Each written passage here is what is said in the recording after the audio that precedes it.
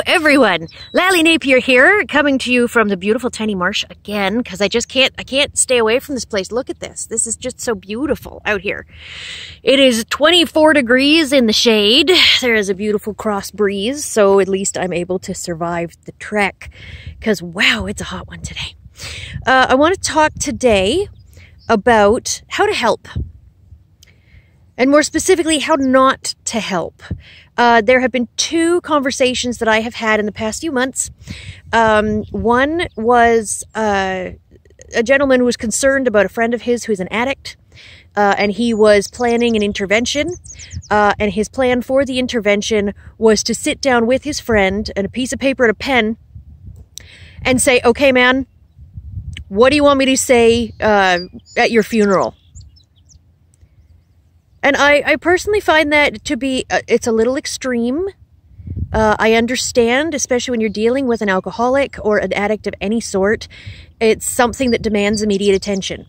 But the attention you give it is going to be reflected in how the person behaves. So if you hit them with a cold bucket of ice water right in the face, like, dude, you're gonna die, I want to know what you want me to say at your funeral, you very well might find yourself with one less friend and one black eye.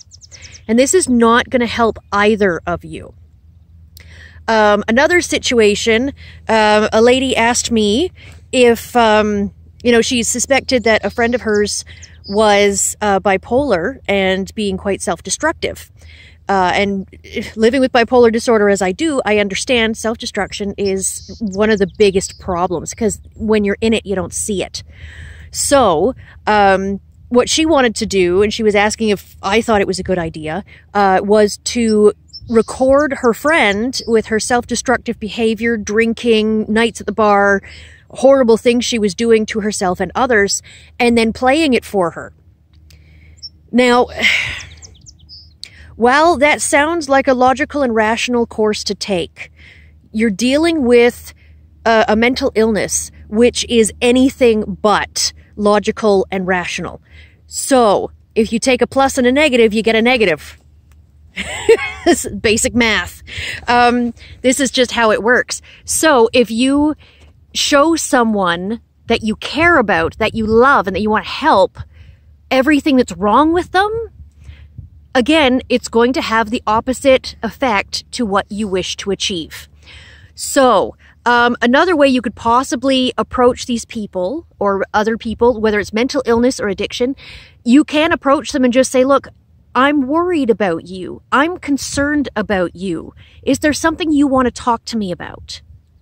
And regardless of what they say, because they could tell you exactly where to go and how to get there, say, well, thank you for expressing yourself. Thank you for telling me how you feel. Thank you for letting me know you don't want to talk about this right now.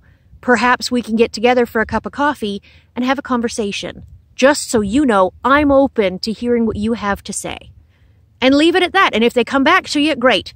If they don't, fine.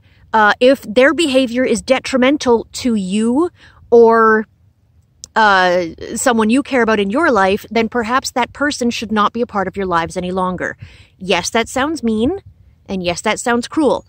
But if you have approached them saying your behavior is a problem, and they take 0 steps to communicate or try to fix said problem, then no force on heaven or earth is going to miraculously change them. That's just how it is. It took almost putting a knife through my arm for me to figure out that there was something wrong with me. And many people had tried to approach me, talk to me, anything, years and years and years and years ago. One of the earliest memories I have of a lady doing exactly that was, I was 15 years old. No, I wasn't 15. Hold on. I was 18 years old. I was in a bar, underage, and the lady asked me when I had first attempted suicide. And I said, when I was 15. Dead honest. Because that's true. That was the first time I had attempted suicide. And she said, yeah, it was about the same for me until I found help. So if you want help, and if you want to get better, then come and see me. And I thought she was absolutely crazy, and I didn't want anything to do with this woman, and how dare she have anything in common with me, and how did she do that? How did she talk that information out of me just like that? I've never even met her before, and I built up such a wall of hate against her, and all that she had done was identify with me and let me know I wasn't alone. Now, it took a lot longer for me to figure that out, and if I could find her, if I knew her name, if I knew where she was a vocal coach in Bradford, Ontario. That's all I know. I would give her a huge hug, and I would say, thank you for trying. Because if she hadn't tried, I wouldn't have had that memory available to me when I was finally ready to try. So yeah, whatever you do, however you try to help, always, always come from a place of kindness and positivity, but not like, hey, we're going to go to the doctor and get you some drugs. You're going to be all better and woohoo, it's all good. Yeah, no, that's not positivity. That's annoying. Positivity is, I'll be there with you every step of the way. I will help you. I will, don't make the phone call for them. They have to make the phone call. They have to make the appointment, but you can drive them to the appointment. And you can sit there and wait for them. And when they come out of the appointment, you can talk about it with them and say, hey, how was that? How was that for you?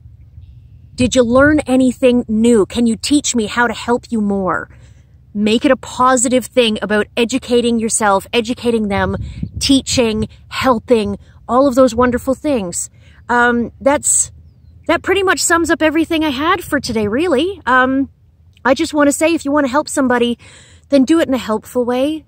Do it in a helpful way for them, not helpful for you. Because I know it can be a horrible thing to have like hours and hours of footage of this person acting like an absolute ass, and you want to use that as a weapon to fight the battle. The battle will not be fought with weapons. The battle will be fought with kindness and coffee and patience and time. Okay? So, we're still muddling through, and we're still going to get there. For now, anyways, as I always say, take care of yourselves and each other.